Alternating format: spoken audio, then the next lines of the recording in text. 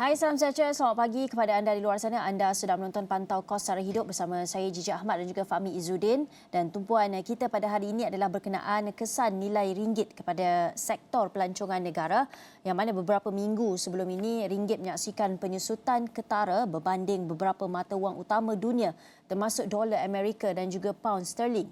Dan secara tidak langsung ia menimbulkan 1001 kegusaran sebenarnya dalam kalangan masyarakat dan pelabur terutamanya terhadap prestasi ringgit yang dianggap kian tenat akibat ditekan faktor luar dan domestik. Namun timbul persoalan tentang adakah wujud nilai positif terhadap kelemahan ringgit ini, terutamanya melibatkan sektor pelancongan negara. Dan untuk bantu kita memahami perkara ini dengan lebih lanjut, kita bersama dengan Encik Uzaidi Udanis, Presiden Majlis Pelancongan Malaysia. Selamat pagi Encik Uzaidi. Selamat pagi. Selamat pagi Fahmi. Selamat pagi Fina Gigi. Baik Encik Zaidi, seringkali bila kita berbicara tentang ringgit ini, kebiasaannya bila dalam konteks kelemahan ringgit, pasti sisi yang negatif itu akan dibincangkan, melibatkan tekanan daripada luar dan juga domestik, dan sekarang ni pula dengan deflasi di China dan sebagainya, dan kita sebagai negara yang sering mengimport barangan-barangan luar juga terkesan dengan penurunan ini. Namun kita ingin menyentuh juga, adakah terdapat sebarang nilai positif di sebalik penyusutan nilai ringgit ini Encik Uzaidi? Ya, kita tengok lihat Fahmi, sekarang ni kita tengok alhamdulillah lah apabila kita tengok industri pelancongan inbound ya agak rancak kita tengok kita tengok jalan-jalan di bandaraya ibu kota Bukit Bintang dipenuhi oleh pelancong-pelancong rancak, tapi kita tak mau rancak je, kita nak rancak 100 kali ganda. Sebab ini adalah masa yang sesuai untuk kita mencapai pelancongan ketarakan pelancongan yang tinggi. Jadi nak capai pelancongan yang tinggi, kehadiran pelancong tinggi, kita kena mempunyai inisiatif-inisiatif yang berimpak tinggi. Kita kenalah 100 kali ganda rancak, bukan satu kali ganda je. Jadi kita perlukan satu inisiatif ataupun satu hati untuk kita memperkuatkan nilai ringgit ni berbanding dengan mata wang antarabangsa. Sebab inilah masa yang sesuai, Fahmi. Dan juga bagaimana kelemahan nilai mata wang ringgit ini sebenarnya mempengaruhi sektor pelancongan negara itu, Zaidi? Jadi apabila nilai ringgit ni agak rendah berbanding dengan mata wang antarabangsa, maka apabila pelancong datang ke sini, mereka merasakan Malaysia ni adalah satu nilai ataupun destinasi yang value added yang sangat tinggi bernilai di mata wang mereka. Jadi apabila contohlah kalau makan breakfast makan nasi lemak dengan teh tarik tak sampai pun $2 berbanding kalau kita pergi melancong ke Singapura contohnya, melancong ke negara-negara United Arab Emirates, Dubai, yang tidak akan dapat harga $2 untuk sarapan pagi. Jadi ini kita nilai-nilai ni kita mempunyai nilai yang tinggi, tapi bila pelancong datang sini, mereka rasakan mereka mempunyai satu nilai yang berbaloi lah untuk mereka datang sini. Tapi kita kena promote, kita kena melakukan promosi-promosi, kerana mereka sana di luar tu tak tahu pun apa kebaikan apabila mereka melancong di Malaysia ini. Ini satu peluang yang besar untuk inbound tourism, industri pelancongan, untuk mempergiatkan, untuk mempromosikan Malaysia pada masa sekarang ni. Ya, dan Encik Zaidi, bagaimana kita nak meyakinkan pemain industri sektor pelancongan khususnya untuk melihat perkara ini sebagai satu batu loncatan seperti apa yang kita pernah bincangkan sebelum ini, sebagai satu bentuk batu loncatan untuk pendapatan mereka dan juga memperkasakan lagi sektor pelancongan negara, Encik Zaidi? Bila kita tengok best practice negara-negara luar, di mana pada satu masa di mana negara Turki nilai mata wang mereka agak rendah, jadi mereka mempergiatkan promosi. Jadi promosi amat penting. Jadi promosi pelancongan ni kita kena meningkatkan usaha promosi untuk kita tarik lebih ramai pelancong antarabangsa datang sini dan berbelanja dengan ringgit. Tetapi kita tak perlulah, kita harap janganlah kerajaan ataupun kementerian tidak perlu memainkan peranan sebagai event management. Beri pada persatuan, beri pada industri untuk kita mempergiatkan promosi ini. Jangan hanya takat kementerian saja. Kita perlukan beri the power, the empowerment pada industri, empowerment pada industri player dan juga terutama sekali persatuan-persatuan untuk mempergiatkan lagi. Jangan hanya takat kementerian menjadi event management. Jadi kita harus libatkan semua. Dengan itu maka mereka rasakan we are part of it. We want to promote Malaysia. We get the benefit from this industry. We hope we have to promote Malaysia secara agresif. Itulah dia punya niatnya yang patutnya kita lakukan. Itu salah satulah.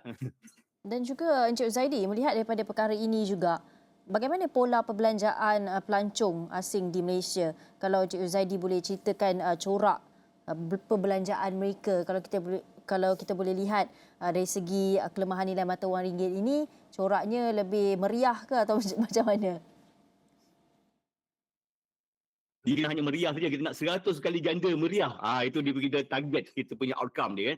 Jadi untuk meriahkan 100 kali ganda, melakukan beberapa caranya, kita nak galak mereka datang sini dan tinggal sini seberapa lama yang boleh lah. Jangan 1 malam saja. Kita nak, kalau boleh nak 7 malam contohnya. Untuk galakkan mereka tinggal di sini, kita mesti ada konten. Kita mesti ada pengisian. Sekarang contohnya di Kuala Lumpur, katakan pelancong tanya pada Gigi, Gigi, where can I see, where can I can enjoy the culture show in Kuala Lumpur? Gigi nak jawab macam mana? Memang tak ada culture show di Kuala Lumpur ni. Jadi macam mana mereka nak tinggal sini? Mereka tinggal 1 malam, 2 malam dan dia pergi tempat lain. Jadi ini harus kita lakukan, kita mempenggalakkan local content, membanyakkan lagi pelbagai-bagai macam culture show, experience. Baru-baru ni Menteri Pelancongan mengatakan pelancong datang sini bukannya touch and go saja, bukan hanya datang nak rush ni rush sana, mereka nak enjoy the experience. Jadi apa experience yang kita boleh adakan di Malaysia tu, tahu, di Kuala Lumpur, di mana tempat-tempat di bandaraya ni. Jadi kita kena haruslah memberi insentif pada operator-operator yang memberi konten, mempenggiatkan culture show. Jadi jangan hanya kita nak lip service, kita nak ramai pelancong, tapi kita tidak memberikan insentif pada operator-operator. Ini yang satu-satu.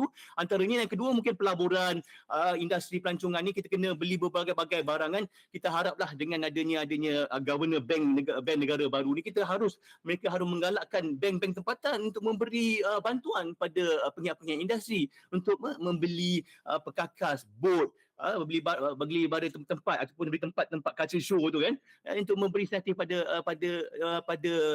mereka ni. Harus bank juga dah patut diberi insentif pada siapa yang membantu industri pelancongan. Ini antara-antaranya Gigi yang boleh kita lakukan.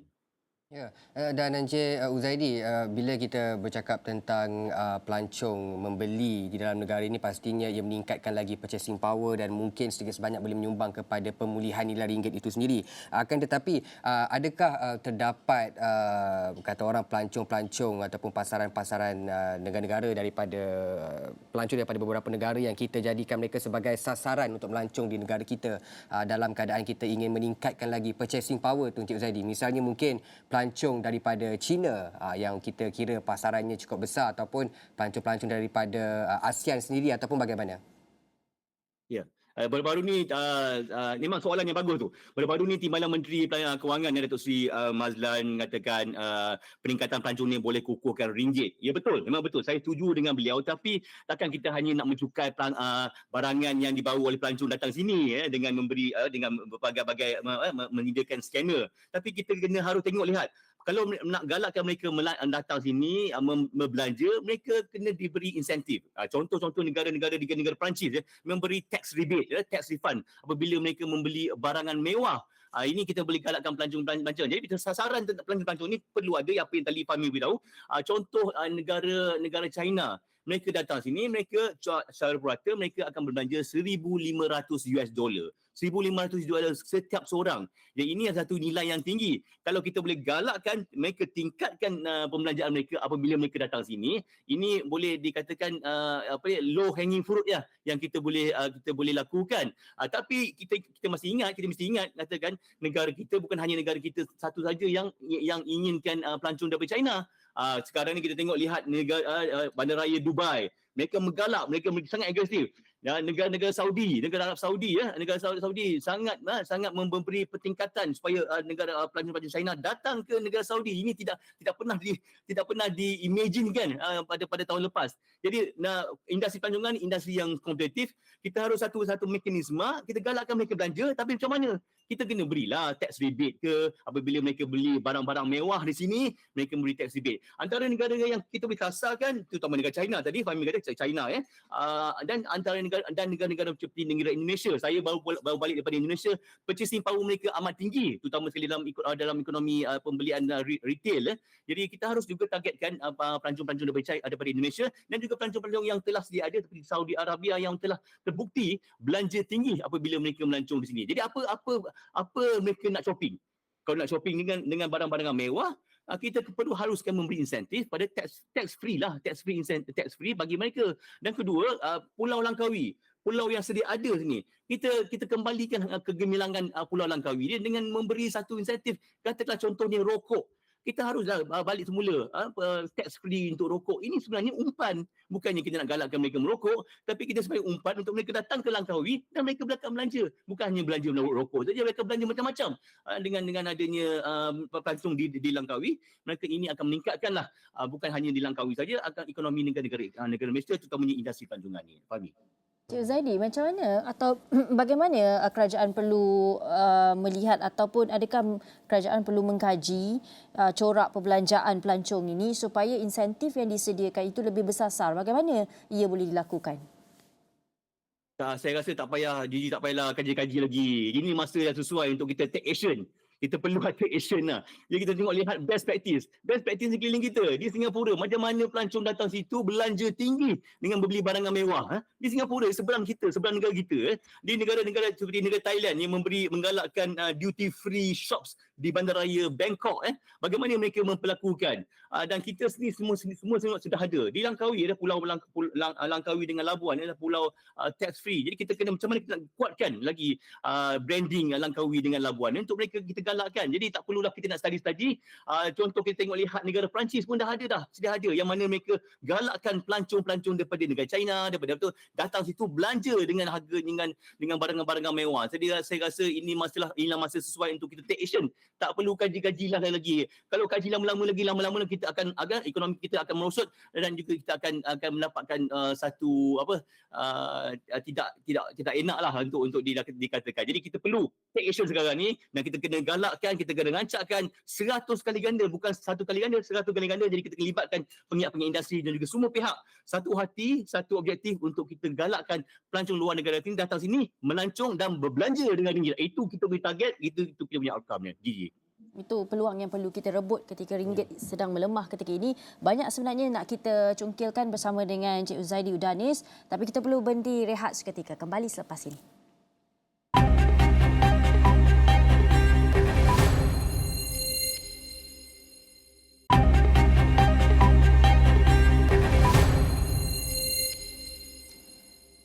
Baik, bertemu kembali dalam Pantau Kos Hidup. Kita sejak tadi bersama dengan Encik Zaidi Udanis yang merupakan Presiden Majlis Pelancongan Malaysia, MTC, membincangkan nilai positif di sebalik penyusutan ringgit pada ketika ini, terutamanya kepada sektor pelancongan negara.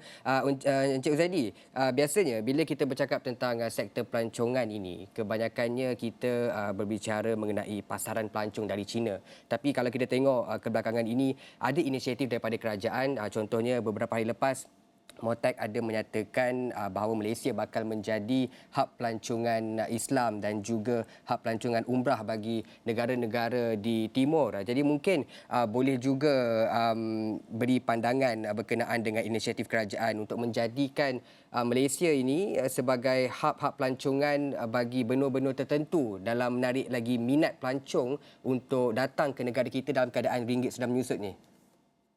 Ya, saya rasa itulah satu inisiatif yang bagus di mana Malaysia ni amat terkenal lah dengan organisasi ataupun travel agent yang sangat sistematik lah untuk menawarkan pakej-pakej umrah. Jadi kita kena haruskan bukan hanya Malaysia sebagai source market, kita luaskan kita punya pasaran kepada pasaran-pasaran yang agak susah bagi mereka, agak susah untuk melakukan untuk menghantar umrah untuk hantar pelanggan-pelanggan yang untuk mengajarkan umrah. Contohnya negara China dan juga ada satu pada masa dulu kita harapkan juga daripada Indonesia, di mana tak banyak penerbangan yang ada di Indonesia ke negara Saudi Arabia. Jadi tapi kita kena tengoklah the whole picture, sama ada kita ni cukup ke penerbangan. Penerbangan kita ni kadang-kadang tak cukup untuk kita punya jemaah-jemaah umrah kita.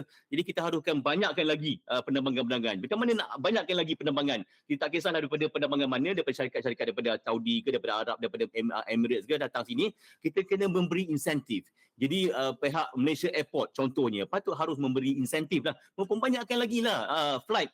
Kita harus memberi low landing right ke, low fee ataupun dia punya aerobridge ke, menggunakan kos-kos yang rendah untuk kita memperbanyakkan penerbangan. Dengan adanya banyak penerbangan, dengan adanya sistematik yang satu, kita punya travel agent sangat sistematik, dengan Motek pun mempunyai undang-undang yang tertentu untuk memperketatkan pelaksanaan yang untuk menjualan umrah ni, maka kita boleh sebarkan, kita boleh luaskan pasaran kita, terutama daripada negara China, daripada satu pasaran yang besar untuk jemaah-jemaah Islam yang datang dari sana, datang sini, melanconglah 1 malam 2 malam, tak kisah, sebelum mereka pergi mengerjakan umrah, dan bila mereka pulang balik, mereka datang berhenti sini, dan kita itu satu low hanging fruit. Saya rasa itu satu teknikal, satu strategi yang bagus, tapi kita kena perbanyakkanlah penerbangan ni, Fahmi. Ya, dan itu berkenaan dengan pelancongan sebagai hub negara mesra Muslim. Tapi bagaimana pula dengan pelancongan kesihatan, contohnya Encik Zaidi, kerana pelancongan kesihatan ini sebenarnya boleh menyumbang banyak juga untuk menarik pelancong-pelancong luar ini. Bagaimana sektor kesihatan negara boleh memainkan peranan dalam memastikan perkhidmatan kesihatan yang berkualiti seterusnya boleh menarik pelancong yang datang untuk tujuan rawatan di sini dan memilih Malaysia sebagai destinasi pelancongan kesihatan yang mungkin mereka gemari misalnya? Ya, satu segmen yang bagus, yang lukratif untuk kita di industri pelancongan. Setiap tahun pihak Kementerian Kewangan memberi satu dana yang besar untuk Malaysia Health Travel ataupun Health Tourism Council, MSTC, satu dana yang besar. Tapi dana ni perlu diagih-agihkan. Jangan hanya untuk sebagai operation cost saja. Perlu digunakan untuk promosi. Promosi je, jangan mereka hanya buat sendiri saja. Mereka libatlah pengiat-pengiat industri, pihak-pihak persatuan. Dengan itu kita boleh bila datang sini, mereka buat check up, mereka boleh keluarga mereka boleh melancong. Servis hospital, private hospital saja, tapi mereka menjual package ataupun promosi-promosi pelancongan di sini sementara mereka ada di sini. Jadi ini satu taktik yang boleh kita combine. Jangan bekerja dengan silo. Mereka hanya kerja dengan hospital, tidak bekerja dengan industri. Jadi ini harus dilakukan dengan satu pasukan. Jadi tapi macam mana pun medical tourism is very important. Dan kita harus gerakkan sebab kualiti medical tourism kita amat tinggi berbanding negara-negara luar. Tapi negara-negara luar itu seperti negara Thailand, negara Indonesia pun telah meningkatkan kualiti mereka. Jadi ini adalah kompetitif. Jadi kita haruskan lakukan sekarang. Jangan buat tadi, jangan buat research lagi. Kita lakukan, kita combine industry players dengan bersama stakeholders untuk kita membuat promosi yang amat penting, dan harus kita beritahu Malaysia is the best healthcare provider destination in the world. Itu yang perlu kita lakukan sekarang ni. Dan itu peluang yang perlu kita rebut. Dan bercakap mengenai peluang itu juga, kita sedia maklum bahawa negara jiran kita Singapura selepas ini akan meriah dengan diadakan konsert-konsert daripada artis-artis luar negara. Bagaimana sebenarnya kita boleh ambil peluang daripada situ? Kita tahu Singapura, negara kita banyak kelebihan daripada negara jiran kan. Mereka mungkin kali ini hotelnya lebih murah kalau di negara kita, pantainya lebih cantik kalau di negara kita. Bagaimana kita nak bawa perspektif ini kepada pemain industri untuk merebut peluang, walaupun mereka berada di Singapura, tapi sebenarnya Singapura dengan Malaysia tu bukan jauh mana kan? Cik Zaidi. Ya, Gigi, sebenarnya itulah satu idea yang bagus, di mana apabila satu acara besar diadakan di negara-negara jiran, terutamanya kita harus ambil peluang ni. Saya baru balik pada Indonesia, Jakarta semalam. Kita lihat negara Indonesia sekarang telah dipertabatkan sebagai Muslim friendly destination. Nombor satu, tahun lepas nombor dua, sekarang ni Indonesia jadi nombor satu dah. Jadi ini industri yang sangat tapi mereka sangat liberal. Mereka mempunyai berbagai konsert. Mereka ada jazz festival, mereka ada macam-macam lagi. Mereka sangat liberal, tapi mereka juga dinobatkan sebagai nombor satu destinasi Muslim friendly destination. Tapi di Malaysia ni kita pernah jadi nombor satu, tetapi apabila kita lihat bila konsert dia semua fobia. Semua rasa ini haram. Jadi apabila kita lihat dengan perkara yang minda yang sempit, maka kita akan rugi. Jadi kita lihat ni perspektif yang besar, terutama sekali di negara-negara Singapura. Singapura dengan Jepun adalah antara negara yang harus diadakan konsert apabila artis antarabangsa Hollywood ataupun di mana mereka bila nak buat konsert di Asia, mereka ada dua tempat dia. Satu di Singapura, satu lagi di Jepun. Malaysia tak ada dalam dia punya itinerary mereka. Maka kita haruslah kita gunakan kesempatan apabila Singapura dari sini, kita tarik mereka datang sini. Tapi pernahkah kita buat? Kalau kata contoh acara 5 kita mau beratus ribu pelancong dari luar negara. Pernahkah mereka ni sebagai delegates, official delegates 5, pernahkah kita tarik mereka ni datang ke Semenanjung? Saya rasa bila kita tengok, kita tanya kawan-kawan kita di negeri Kedah, di Alostar, ada mereka dapat limpahan tak daripada 5? Tak ada. Jadi macam mana kita nak, negara kita pun dalam negara kita pun kita dapat limpahan. Ni kan negara Singapura di mana ramai pelancong. In fact, ramai rakyat Malaysia pergi ke Singapura untuk menikmati konsert. Jadi kita tengok lihat apa yang kita perlu capai. Kalau kita nakkan lebih ramai lagi artis-artis datang ni, kita kena penyenangkan. Kita kena senangkan. Puspa kena senangkan regulation, kita kena very clear. Dia punya SOP tu kena clear. Jangan ada hidden agenda. Kena clear apa dia perlu yang dilakukan untuk kita galak lebih ramai lagi artis-artis dunia datang sini. Dan apabila datang sini, mereka akan belanja besar. Kita tak terbukti. Kita tengok Coldplay. Mereka datang ni akan belanja. Tapi pelancong akan belanja dengan lebih besar lagi. Jika mereka membeli tiket dengan harga tinggi, mereka akan datang sini dengan belanja yang lebih besar. Jadi kita tengok perspektif ataupun konteks yang lebih besar dia, Fahmi. Dan Encik Huzaidi, bagaimana kita nak meyakinkan masyarakat di luar sana dan juga pemain industri bahawa menerusi pembudayaan dan juga mungkin hiburan ini juga sedikit sebanyak dapat menyumbang kepada sektor pelancongan negara? Kerana mungkin soal birokrasi di Malaysia inilah yang boleh membuatkan artis-artis luar tu mungkin rasa takut ataupun rasa macam mungkin sedikit menyusahkan untuk menjadikan Malaysia sebagai destinasi. Tapi bagaimana kita boleh mainkan peranan untuk menukar perspektif orang kita dahulu, baru kita boleh menukar perspektif artis-artis di luar sana untuk datang ke Malaysia dan buat konsert macam 7 hari 7 malam Coldplay di Singapura. Mungkin pandangan Encik Huzaidi sendiri. Ya. Sebenarnya nak menukarkan perspektif artis-artis luar terhadap Malaysia agak susah berbanding dengan kita menukarkan perspektif rakyat Malaysia. Tapi rakyat Malaysia kita tengok lihat macam mana negara-negara lain, negara-negara di Abu Dhabi, di United Emirates, Abu Dhabi mempunyai satu undang-undang yang ketat Islam, tetapi mereka telah mempergiatkan lebih banyak. Saya di sana beberapa bulan lepas, saya tengok stadium mereka tiap-tiap bulan ada je dia punya artis-artis. Untuk apa? Untuk galakkan pelancong-pelancong datang situ untuk berbelanja. Juga dengan Saudi Arabia. Arab Saudi sekarang ni penuh dengan konsert-konsert. Arab Saudi tu. Jadi kita tengok lihat keliling kita ni. Lihat, kita harap rakyat Malaysia kita tengok lihat kita apa objektif kita. Objektif kita adakah kita nak pergi tengok lihat konsert kita enjoy, tapi kita nak, kalau boleh, kita nak galak lebih ramai pelancong datang sini melancong dan belanja. Kita telah terbukti dengan adanya Formula 1 yang telah ada. Mereka datang sini, mereka enjoy dengan mereka belanja. Kita tengok lihat MotoGP, kita tengok Ironman. Mereka inilah pelancong-pelancong yang berbelanja yang bernilai tinggi. Maka kita kena galaklah pelancong-pelancong yang bernilai tinggi. Jadi kalau kita tengok konsert, kita harus ada guideline. Ya, kita ada guideline, tapi kita kena clear.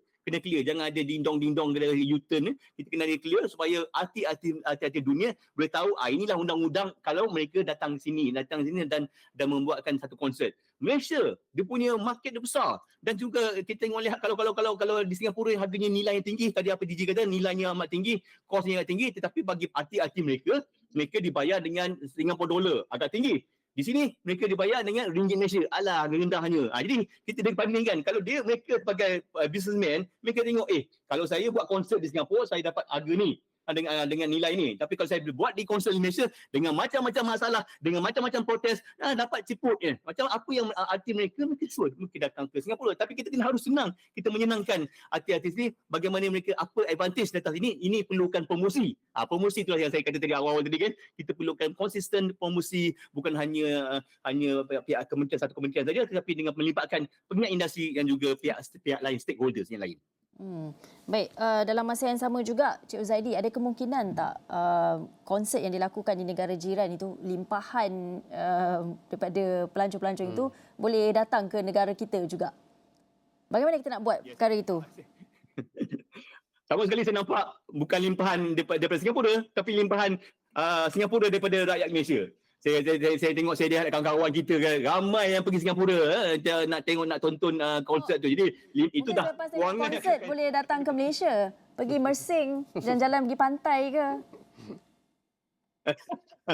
Itu perlukan ada panggil satu komitmen lah. Jangan hanya kementerian boleh guna boleh galakkan konsert, tetapi pihak lokal council ataupun PBT pihak tempatan tak boleh ini tak boleh ni haram tak boleh lah. Kita kena ada satu hati, satu pasukan.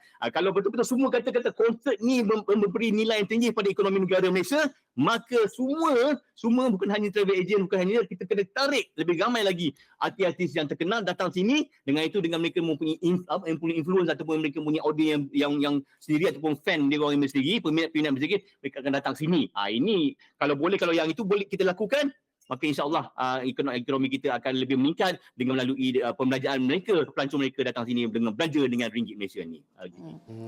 Baik, kita ucapkan terima kasih kepada Presiden Majlis Pelancongan Malaysia MTC, Encik Uzaidi Udanis, sedikit sebanyak mengulas mengenai sektor pelancongan yang perlu kita ambil peluang ketika ini, ketika ringgit melemah, yang mana peluang ini perlu dilihat oleh kerajaan juga, insentif-insentif yang baik untuk diberikan kepada pelancong-pelancong yang datang ke negara kita berbelanja ketika ini. Ya, dan juga seringkali kita lihat perkara ini ada nilai negatifnya, tapi sebenarnya ada juga nilai positif seperti apa yang diulas oleh Encik Uzaidi sebentar tadi. Dan terima kasih sekali lagi saya ucapkan kepada Encik Uzaidi Udanis yang merupakan Presiden Majlis Pelancongan Malaysia MTC di atas perkongsian itu tadi. Dan saya kira itu sahaja untuk Pantau Kos Hidup pada hari ini. Saya Fahmi Zudin. Dan saya Jijak Ahmad. Terima kasih kerana menonton. Kita jumpa lagi.